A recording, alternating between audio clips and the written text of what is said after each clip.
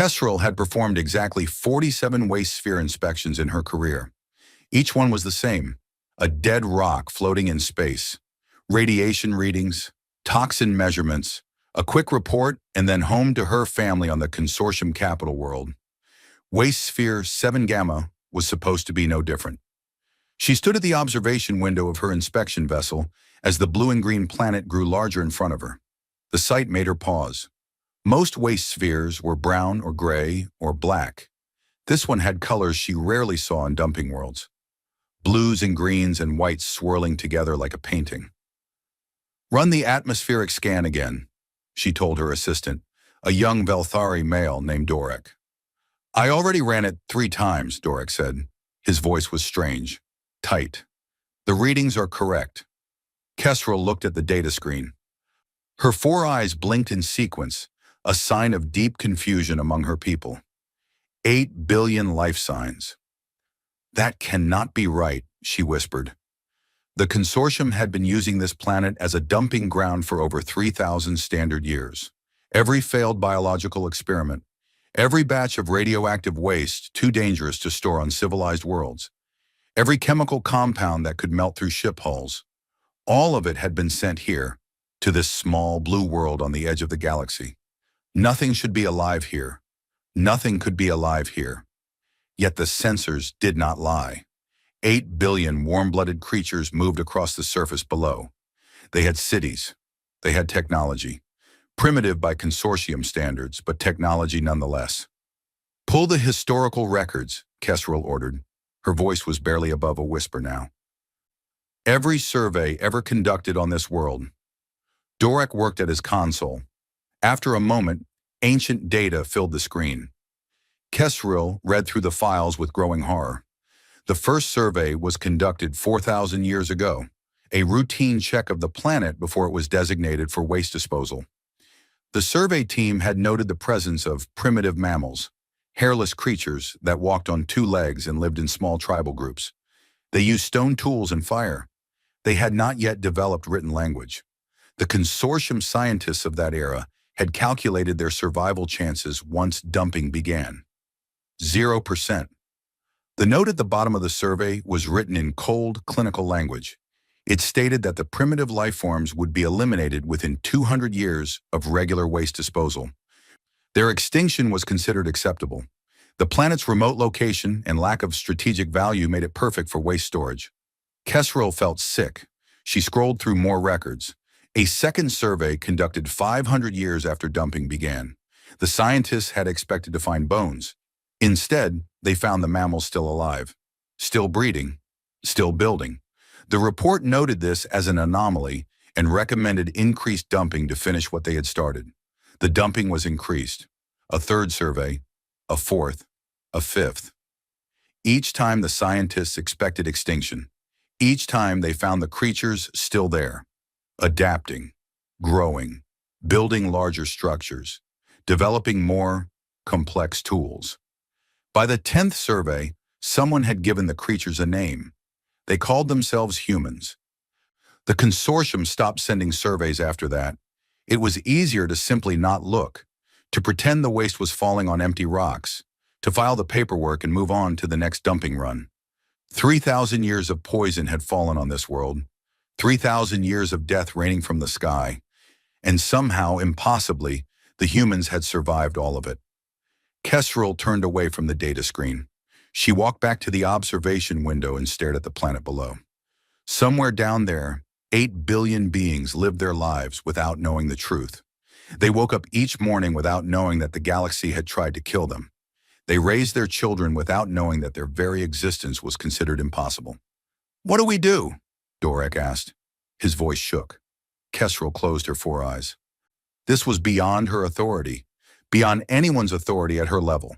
She was a simple inspector. She measured radiation and checked toxin levels. She was not equipped to handle the discovery that the consortium had been accidentally poisoning a sentient species for 3 millennia. "We report," she said finally. "We report and we let the council decide." She returned to her command chair and began composing the most difficult message of her career. Her fingers trembled as they moved across the console.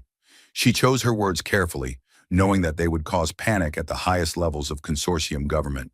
The message was simple. Waste Sphere 7 Gamma was inhabited by a sentient species. The species had been exposed to consortium waste for over 3,000 years. The species was still alive. She sent the message and waited. The response came faster than she expected. Within 1 standard hour, her communication console lit up with an incoming transmission from the Consortium High Council itself. The face that appeared on her screen was one she recognized from news broadcasts. High Counselor Vetheran, leader of the consortium's governing body. Inspector Kesseril, the High Counselor said. His voice was calm, but Kesseril could see the tension in his features. You will speak of this to no one. You will delete all records of your findings from your ship's database. You will return to the capital immediately for debriefing. High Counselor, Kesseril said carefully, the records show that we have been... I am aware of what the records show, Vetheran interrupted. This situation requires careful management. The humans must never learn what we have done. Do you understand? Kesseril understood. She understood that she was being asked to participate in the cover-up of the greatest crime in consortium history. She understood that her career and possibly her life depended on her obedience. She also understood that 8 billion innocent beings had been poisoned for 3,000 years by an organization that considered itself the moral authority of the galaxy. I understand, High Counselor, she said. But even as she spoke the words, something had changed inside her. Some small seed of doubt had been planted. Some tiny voice asked a question she could not silence. What else had the consortium hidden? The transmission ended. Kesseril sat in silence for a long moment. Then she turned to Dorek. Make a copy of all data, she said quietly. Every record, every reading, every file. Store it somewhere safe, somewhere the Council cannot access. Dorek stared at her. Inspector, the High Counselor ordered. I know what he ordered. Kesseril looked back at the planet below, at the blue oceans and green continents, at the swirling white clouds, at the world that refused to die no matter how much poison the galaxy threw at it. Make the copy, Dorek. Something tells me those humans will need it someday. Far below, on the surface of the planet called Earth, a young girl named Maya looked up at the night sky. She was 12 years old and she loved the stars. She had a small telescope that her parents had given her for her birthday, and she spent every clear night searching the darkness for new wonders. Tonight, she spotted something unusual, a faint light that did not move like the other stars. It held perfectly still against the background of space, like an eye watching from the void. She did not know that she was looking at an alien spacecraft. She did not know that the light in her telescope belonged to a ship full of beings who had just discovered the greatest secret in the galaxy. She only knew that the universe was vast and beautiful and full of mysteries waiting to be solved. Maya made a wish on the strange new light. She wished to know everything, to understand every secret the stars held, to finally learn the truth about her world and her place in the cosmos. She did not know that her wish would soon come true. She did not know that the truth would be far more terrible and wonderful than anything she had ever imagined. She only knew that the night was beautiful and the stars were calling her name. Above her, the inspection vessel began its journey back to the consortium capital. Kesseril sat in her command chair and thought about the humans below. She wondered what they would do when they finally learned the truth. She wondered if they would forgive the galaxy for what it had done to them. She wondered if they would even survive long enough to find out. The answer to that question would change everything. It would shake the foundations of galactic civilization. It would force every species in the consortium to confront the darkness in their own history. But that was still in the future. For now, there was only a blue planet spinning through the darkness, a planet of survivors, a planet of beings who had looked death in the face and refused to blink, a planet that was about to meet its makers. And heaven helped them all when it did. The news of first contact spread across Earth like wildfire. Within hours of the first confirmed sighting, every television channel carried the same story. An alien spacecraft had been detected in Earth orbit. The vessel had remained stationary for 6 hours before departing toward deep space. Scientists around the world scrambled to analyze the data. Religious leaders offered prayers and warnings in equal measure. Governments held emergency sessions behind closed doors. Humanity was not alone in the universe. For most people, this was a moment of wonder. Streets filled with crowds staring up at the sky. Children pointed at stars and asked their parents which one the aliens came from. Scientists wept with joy at the confirmation of their life's work. Philosophers debated what first contact would mean for human identity. But in the halls of power, the reaction was different. Admiral Chen Wei stood before the United Nations Security Council and delivered his assessment. His face was grim, his voice was steady. "We have been visited," he said, "and then abandoned. The vessel made no attempt to communicate. It simply watched us and left. That is not the behavior of a friendly species. That is the behavior of a species that wanted information without engagement." The delegates shifted in their seats. The implications hung in the air like smoke. "We must prepare," Admiral Chen continued. "We do not know what they want. We do not know what they are capable of. We only know that they know we exist, and they chose not to say hello." 3 months passed. The world held its breath. Then the consortium returned. This time they came with a proper delegation. 3 massive vessels entered Earth orbit and broadcast a message of peace and friendship in 17 different human languages. The translation was imperfect, but understandable. The consortium had just discovered humanity. They wanted to welcome Earth into the galactic community. They came as friends. The world celebrated again. But this time, there were more questions than answers. United Nations Secretary-General Amara Okonkwo led the human delegation that met with the consortium representatives. The meeting took place on the largest of the 3 vessels, in a chamber specifically designed to accommodate human physiology. The aliens had done their research. The atmosphere was breathable, the gravity was comfortable, the lighting was adjusted to human preferences. The consortium ambassadors were a species called the Velthari. They had 4 eyes and skin that shifted colors based on their emotional state. Their leader was a tall being named Torvel, and his skin glowed a warm orange that supposedly indicated friendliness and openness. "We are honored to meet you," Torvel said. His voice was smooth and practiced. "Humanity is a remarkable species. We have studied your broadcasts and been impressed by your culture, your art, your resilience. The consortium welcomes you as valued members of the galactic family." Secretary-General Okonkwo smiled politely. She had spent 30 years in diplomacy. She knew when someone was hiding something. "We are grateful for your welcome," she said, "but we have questions. Many questions. We have been watching the skies for centuries, hoping to find other life. Why have we never detected your signals? Why have we never found evidence of your civilization?" Torval's skin flickered briefly, a flash of something that was not orange. "The galaxy is vast," he said smoothly, "and we are careful. Contact with new species is a delicate matter. We prefer to observe before we engage." It was a reasonable answer, but something about it did not sit right with Okonkwo. She filed the feeling away for later. The negotiations continued for weeks.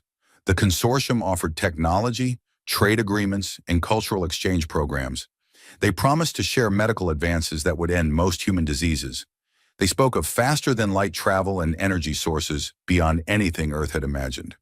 In return, they asked only for friendship, partnership, trust. It all seemed too good to be true.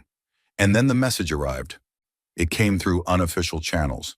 A data burst transmitted to Earth's deep space listening stations. The source was untraceable, but the content was clear.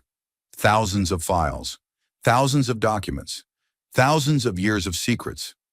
The message was from someone called Threll, a species called Morthaki, an archivist who had spent decades studying humanity, an archivist who could no longer stay silent. Secretary-General Okonkwo read the files in her private office. She read them twice to make sure she understood. Then she called an emergency meeting of the Security Council. "They have been dumping poison on our world for 3,000 years, she said. Her voice was flat, empty of emotion. "Every plague we could not explain, every cancer cluster without apparent cause, every zone of mutation and death, it was all them." The consortium designated Earth as a waste disposal site before we developed written language. They have been trying to kill us since before we knew they existed. The chamber erupted in chaos. Delegates shouted in a dozen languages. Some demanded immediate military action. Others called for confirmation of the data. A few simply sat in stunned silence, unable to process what they had heard. Admiral Chen was the first to speak once order was restored. "The files are authentic," he said. "Our analysts have verified them against every available source. The radioactive signatures in our soil match the consortium's industrial waste. The chemical compounds in our water match their failed experiments. The timing of our worst epidemics matches their dumping schedules." He paused and looked around the room. "They have been murdering us for 3,000 years, and now they want to be our friends." Secretary General Okonkwo raised her hand for silence. The room slowly quieted. "We have a choice," she said. "We can respond with anger. We can demand justice. We can threaten war against an enemy that possesses technology far beyond our own. Or we can do something else." She looked at the faces around her. Faces from every nation on Earth. Faces that had spent centuries fighting each other over land and resources and ideology. Faces that had somehow found a way to work together despite all their differences. "They expect us to rage," she said quietly. "They expect us to threaten and bluster and ultimately fail. They have seen countless species do exactly that. They know how to handle anger. They know how to manage threats." She stood and walked to the window that overlooked the city below. Millions of people going about their lives. Millions of people who had no idea what had been done to them. "What they do not know," she continued, "is what we became while they were poisoning us. They do not know what their waste made us. They do not know what 3,000 years of adaptation has created." She turned back to face the council. "We will not respond at all. Not yet. Let them wonder. Let them wait. Let them learn what it feels like to be watched by something they do not understand." The council voted unanimously. For the first time in human history, every nation on Earth agreed on a single course of action. Silence. The consortium delegation waited in orbit for humanity's response. Days passed, then weeks. Their messages went unanswered. Their requests for meetings were ignored. Their gifts sat unopened in diplomatic pouches. Ambassador Torvel paced the deck of his vessel and tried to understand. He had dealt with dozens of newly contacted species. Some had been angry. Some had been afraid. Some had been overwhelmed with joy. None of them had ever simply stopped talking. "What are they doing?" he asked his aides. "Why will they not respond?" No one had an answer. Far below on the surface of the poisoned world, humanity went about its business. Farmers tended crops that grew in contaminated soil. Workers built cities on foundations of radioactive waste. Children played in fields where alien bioweapons had failed to take hold. They had survived everything the galaxy threw at them, and now they knew why. The galaxy owed them a debt beyond calculation, and humanity was very, very patient when it came to collecting debts. The consortium had made a terrible mistake. They had not simply failed to kill humanity, they had accidentally given humanity a reason to pay attention to the stars, and now the stars were going to learn what that meant. Dr. Yara Mady had spent her entire career studying human genetics. She had published hundreds of papers on human adaptation and evolution. She had won awards and received grants and earned the respect of her peers around the world. None of it had prepared her for what she was looking at now. She stood in a laboratory deep beneath the Swiss Alps. Around her, a team of scientists from every major nation worked in stunned silence. They had been given access to consortium medical technology as part of the first contact agreements. They had been using it to study human biology at a level never before possible. What they found had rewritten everything they thought they knew about their own species. "The cellular structure is remarkable," said Dr. Kenji Watanabe, her colleague from Japan. His voice was hushed with awe. "Look at the mitochondrial adaptations. These are not natural mutations. These are responses to specific environmental pressures." Dr. Mehdi nodded. She understood. Human cells had evolved to process compounds that should have killed them. Radiation that would destroy other species was absorbed and neutralized by human tissue. Toxins that would paralyze alien nervous systems were broken down and converted into harmless substances. Humans were not simply survivors. They were biological recycling plants.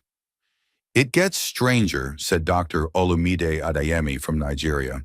He pulled up a new display showing brain scans.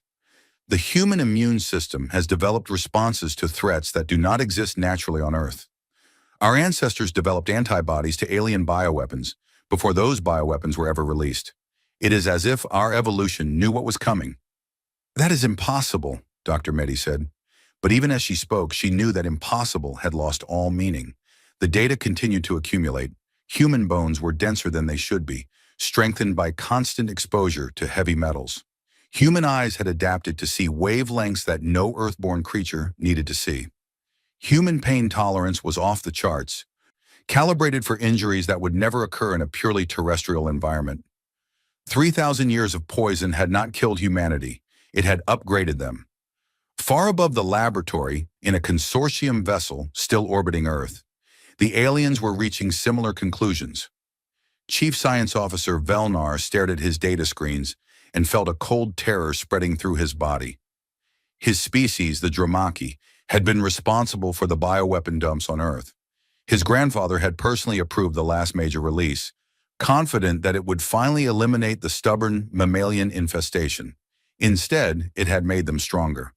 Their immune systems contained markers from 17 different consortium bioweapons, Velnar reported to Ambassador Torval, weapons that were designed to be 100% fatal, weapons that wiped out entire species on other worlds.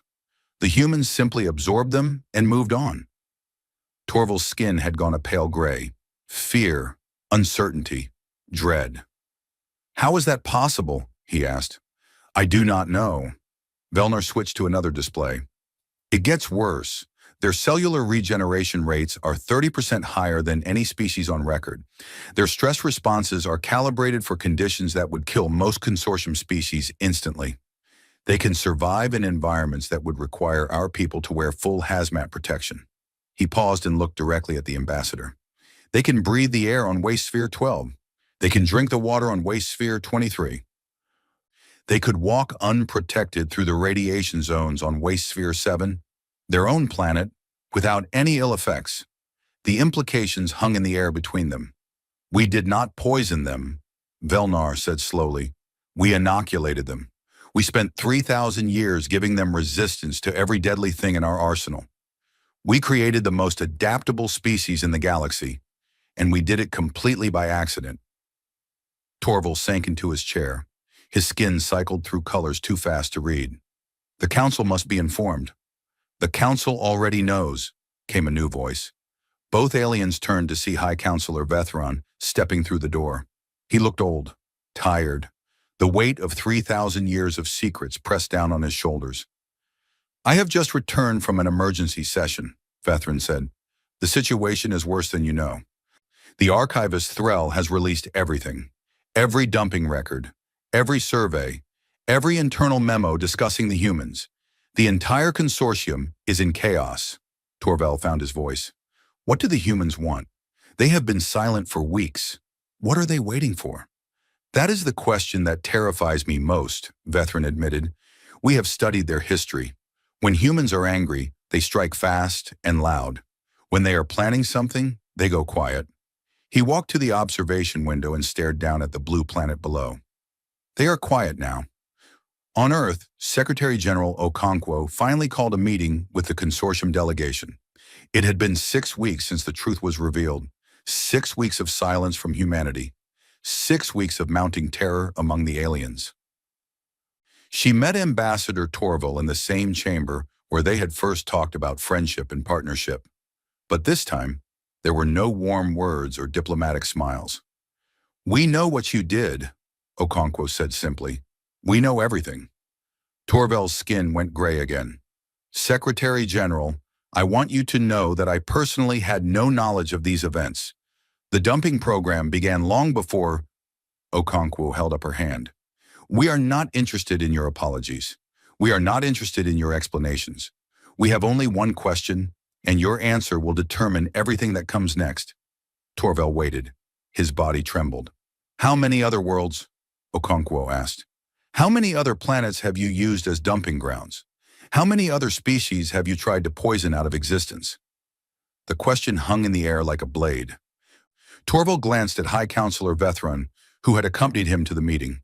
Vethron closed his eyes and answered, 17 worlds that we know of are still active dumping sites.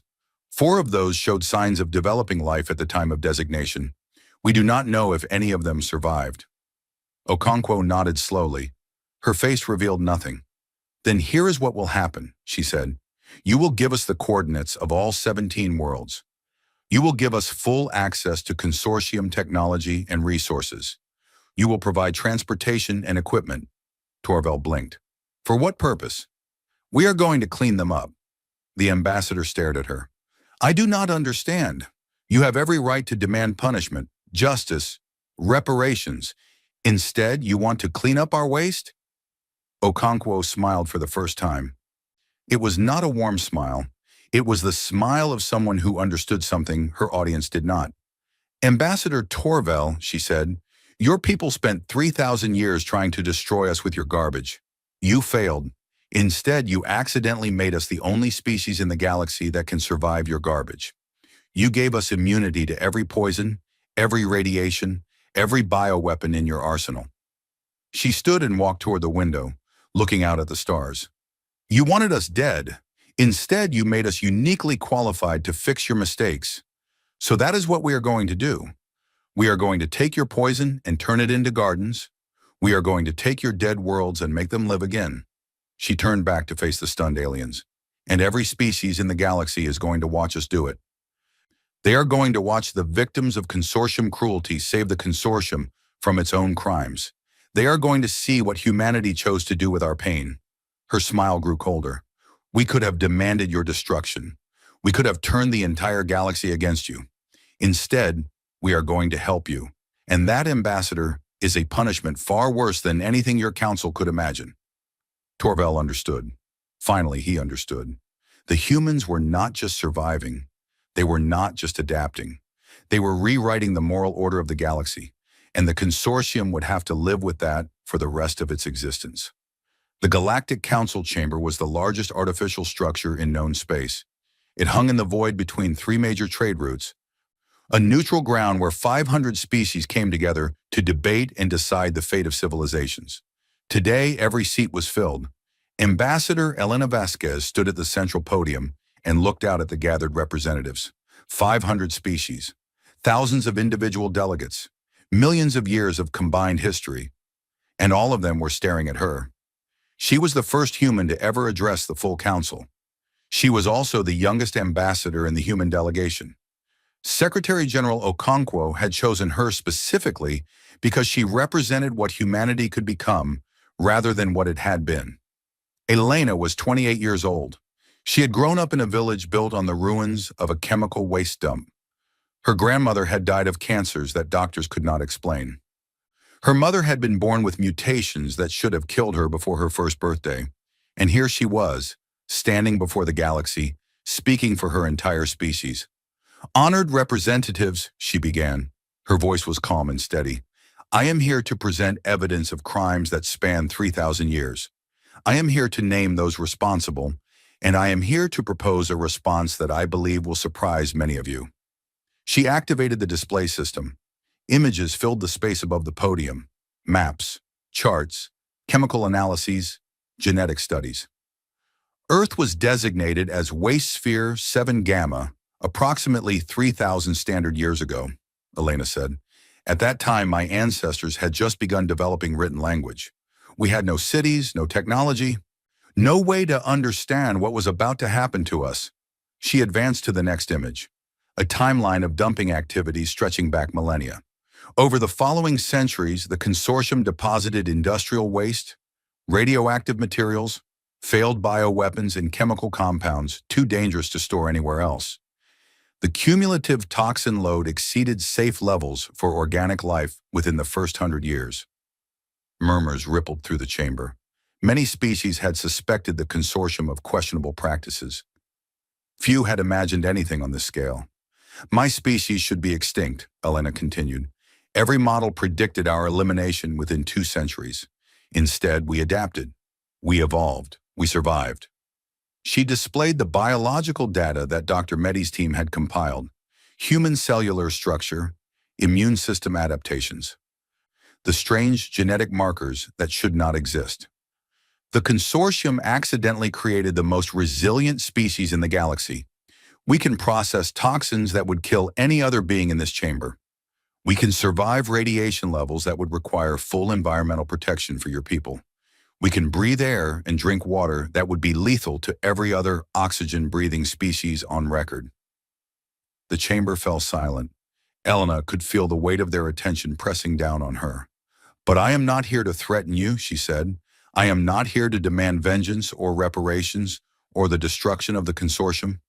I am here to ask a question." She paused and looked directly at the consortium section of the chamber. High Counselor Vethran sat among his people, his skin pale with shame. "How many other worlds?" Elena asked. "How many other planets have been designated as waste spheres? How many other species might be suffering right now, slowly dying from poisons they cannot understand?" Vethran rose slowly to his feet. His voice was barely audible. 17 active dumping sites. 4 showed signs of developing life when designated. A wave of shock swept through the chamber.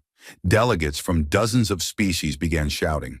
The consortium had just admitted to multiple potential acts of genocide in front of the entire galactic community. Elena raised her hand for silence. The chamber slowly quieted. "Humanity proposes the following," she said. "We will lead cleanup and restoration efforts on all 17 worlds. We will use our unique biological adaptations to work in conditions that would kill other species. We will bring our scientists, our engineers, our doctors. We will bring our hope." She turned to address the full council. "In exchange, we ask only for 2 things. First, the consortium will provide full access to their technology and resources for this effort. They will fund the restoration of every world they damage." Vethran nodded. This was expected. This was justice. "Second," Elena continued, "the consortium will not be destroyed. They will not be expelled from the galactic community. They will be given a choice." The chamber went absolutely silent. "They can join us," Elena said. "They can work alongside humanity in the restoration efforts. They can learn what it means to build instead of destroy. They can show the galaxy that even the worst crimes can be answered with something other than vengeance." She paused to let her words sink in. "Or they can refuse. They can hide from their crimes. They can pretend that 3,000 years of poison never happened. And they will spend the rest of their existence watching the species they tried to murder, save the worlds they tried to destroy." Elena stepped back from the podium. "The choice is theirs. But either way, humanity will go to those poisoned worlds. We will clean up the consortium's garbage. And we will do it not because we forgive them, but because we know what it feels like to grow up in a wasteland. No other species should have to endure what we endured." The vote was unanimous. The Restoration Initiative was approved by every single representative in the chamber. Even the consortium delegation voted in favor, too stunned and ashamed to do otherwise. After the session ended, High Counselor Vethran approached Elena. His skin had shifted to a deep purple that she had learned indicated profound emotion. "I do not understand," he said quietly. "We tried to kill your entire species. We poisoned your world for 3,000 years. Why are you offering us mercy?" Elena looked at him for a long moment. Then she reached into her pocket and pulled out a small photograph. It showed an elderly woman smiling at the camera, surrounded by flowers in a garden. "This is my grandmother," Elena said. "She died of cancer when I was 6 years old. Cancer caused by consortium waste that had seeped into our water supply. She spent her last years planting flowers in the contaminated soil around our village. She said that if she was going to die from the poison, she wanted to leave something beautiful behind." She tucked the photograph back into her pocket. "My grandmother never knew about the consortium. She never knew why she was sick. She only knew that the world was hard and cruel and full of things that tried to kill you. And she chose to plant flowers anyway." Elena met Vethran's eyes. "That is why we offer mercy, High Counselor. Not because we forgive you, not because we have forgotten, but because we know that the only way to stop the cycle of cruelty is to choose something else. My grandmother chose flowers. My species chooses restoration." She began to walk away, then paused and looked back. "You have a choice now too. You can help us plant flowers, or you can watch from the sidelines while the species you tried to destroy saves the galaxy from your mistakes." She smiled. It was a tired smile, but it was genuine. Choose wisely, High Counselor. The galaxy is watching. Vethrin stood alone in the empty chamber for a long time after she left. He thought about 3,000 years of decisions, 3,000 years of reports and approvals and policies that had seemed so reasonable at the time. He thought about the billions of humans who had lived and died on a poisoned world without ever knowing why. He thought about the flowers that grew in contaminated soil, and for the first time in his very long life, he began to understand what true strength looked like. It did not look like power. It did not look like vengeance. It did not look like the cold calculations of cost and benefit that had guided the consortium for millennia. It looked like a young woman with a photograph in her pocket, offering mercy to those who had tried to murder her ancestors. It looked like humanity. 20 years had passed since the Restoration Initiative began. Threll, the Morthaki archivist who had revealed the truth about Earth, stood on a hillside and watched the sun set over a valley that should not exist. The sky was purple and orange, colors that would have been impossible here just 2 decades ago. The air smelled of growing things, of life returning to a place where nothing should have survived.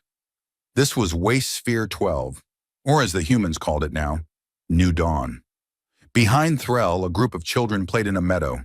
Some of them were human. Others belonged to species that had been developing on this world when the dumping began. They had survived, just barely, hiding in caves and eating whatever scraps they could find that did not kill them outright. The humans had found them during the first cleanup expeditions, starving, sick, barely clinging to life after generations of slow poisoning. Now their children played with human children under a clean sky. Beautiful, is it not? Threll turned to see Captain Maria Santos approaching. She was one of the original cleanup team leaders, now retired but still visiting the restoration sites whenever she could. Her hair had gone gray, but her eyes were as sharp as ever. I never thought I would see this, Threll admitted. When I released those files, I expected war. I expected revenge. I expected the humans to destroy everything the consortium had built. Maria smiled. We considered it. Believe me, there were many voices calling for exactly that. But then we asked ourselves what kind of species we wanted to be. She gestured at the valley below. Fields of crops stretched toward the horizon. Rivers ran clear through channels that had once been toxic sludge. Animals grazed on grass that had been engineered specifically to break down consortium contaminants. We decided we wanted to be the species that turned poison into gardens. Threll nodded slowly. 20 years of watching humans work had taught the old archivist many things. They had taught Threll that revenge was easy, healing was hard, and the humans always seemed to choose the hard path. In the distance, a consortium vessel descended toward the main settlement. More supplies, more volunteers, more of the species that had tried to murder humanity joining the effort to restore what they had destroyed. The consortium itself had fractured after the truth came out. Some factions had embraced the Restoration Initiative with genuine remorse. They sent their best scientists, their brightest engineers, their most dedicated workers. They wanted to make amends in whatever way they could. Other factions had refused. They claimed the humans were exaggerating. They insisted the dumping had been justified. They retreated into isolation and denial. Those factions were shrinking every year. It was hard to maintain denial when the evidence was broadcast across the galaxy, when the restoration sites became tourist destinations, when species after species watched the humans transform wastelands into paradises. Have you heard the latest news? Maria asked. Threll shook his head. They found something on Waste Sphere 15, Maria said. Her voice was strange, thoughtful. Deep in the old waste deposits, evidence of a previous civilization, a very old one. Threll felt a chill. What kind of evidence? Dumping records, survey data, designation orders. Maria paused. The consortium was not the first to use that world as a garbage dump. Someone else did it to them, millions of years ago. The implications settled over Threll like a cold wind. The consortium was once like humanity, a species on a poisoned world. It appears so. They survived. They adapted. And then they forgot. They became the very thing that had tried to destroy them. Maria looked out at the valley, at the children playing, at the ships bringing supplies, at the flowers blooming in soil that had once been toxic waste. The humans found records of that ancient civilization too. They were called the Vorathi. They poisoned dozens of worlds across the galaxy, and then they vanished. No one knows what happened to them. Threll understood. The Vorathi had started a cycle of cruelty that had echoed across millions of years. They poisoned the ancestors of the Consortium. The Consortium poisoned Earth, and the cycle could have continued forever. But it had not continued, because one species had chosen differently. "You broke the cycle," Threll said quietly. Maria nodded. "We hope so. We try to teach the children about what happened, about the Vorathi and the Consortium and Earth. We try to make sure they understand that cruelty is a choice, and so is mercy." Evening came to new dawn. The purple sky faded to black, and stars appeared above the restored world. Somewhere out there, more cleanup teams were working on other poison planets. More gardens were being planted in more wastelands. On Earth itself, the contamination levels had dropped by 80%. Areas that had been toxic for millennia were now safe for habitation. Children swam in rivers that their grandparents had been warned never to touch, and the humans kept working, kept planting, kept healing. Kesril, the inspector who had first discovered the truth about Earth, had become one of the most prominent voices in the restoration movement.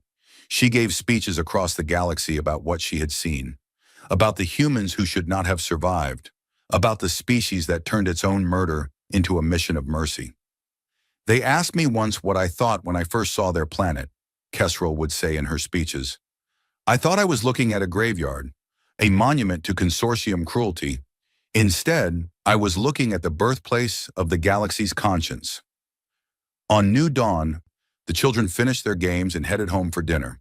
Human children and alien children walked together, laughing about whatever children laugh about across all species and cultures. They did not know about the Vorathi or the cycle of cruelty. They only knew that the sky was clean and the food was good and their parents loved them. That was enough. That had to be enough. Threll stayed on the hillside long after Maria left. The old archivist watched the stars and thought about cycles, about cruelty and mercy, about the choices that define civilizations. A young human approached as the night deepened. Threll recognized her as one of the teachers from the local school. Her name was Maya. She was in her 30s now, but Threll remembered the stories about her. She had been the first human to spot the Consortium inspection vessel all those years ago, a child with a telescope, staring at the stars. "They told me you were here," Maya said. "I wanted to thank you." Threll turned to face her. "Thank me for what?" "For telling the truth, for risking everything to show us what had been done to our world." Maya smiled. "Without you, none of this would have happened. We would still be wondering why our children got sick, why our crops failed in certain areas, why some zones were too dangerous to enter." Threll shook his head. "I only revealed the information. Your species did the rest. I expected anger, violence, revenge. Instead, you chose this." The archivist gestured at the restored valley. "I still do not fully understand why." Maya was quiet for a moment. Then she pointed up at the stars. "When I was a girl, I used to make wishes on the stars. I wished to understand the universe, to know all its secrets, to find out why the world was the way it was." She lowered her hand. "I got my wish. I learned that the galaxy had been trying to kill us since before we could write. I learned that we were accidents, survivors of someone else's garbage. I learned that the universe was crueler than I ever imagined." Her voice softened. "And then I learned something else. I learned that cruelty is not the only option, that every species, every individual gets to choose what they do with their pain. The Vorathi chose to spread their suffering. The Consortium chose to repeat the cycle. We chose to break it." She looked at Threll. "That is why we forgive, not because the Consortium deserves it, but because we deserve to be the species that plants flowers in the ashes. We deserve to be the people who turn poison into gardens. We deserve to be better than what was done to us." Threll had no response. The old archivist simply stood in silence, watching this human who had grown from a child with a telescope into a teacher of restoration. Above them, the stars continued their ancient dance. Somewhere out there, more poisoned worlds waited. More gardens waited to be planted.